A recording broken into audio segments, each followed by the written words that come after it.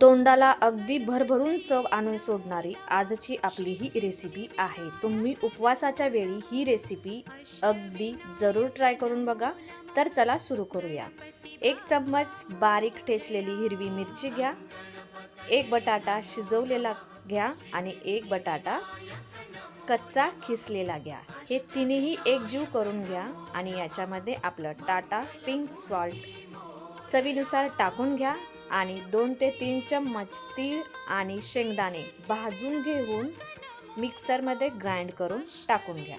याच्यामध्ये 1 ते 2 ग्लास आपण पाणी टाकून घेणार आहोत. हे मिश्रण एकजीव करून घेणार आहोत आणि याला पहिल्यांदा 1 मिनिट एक मोठी उकळी काढून घेणार आहोत.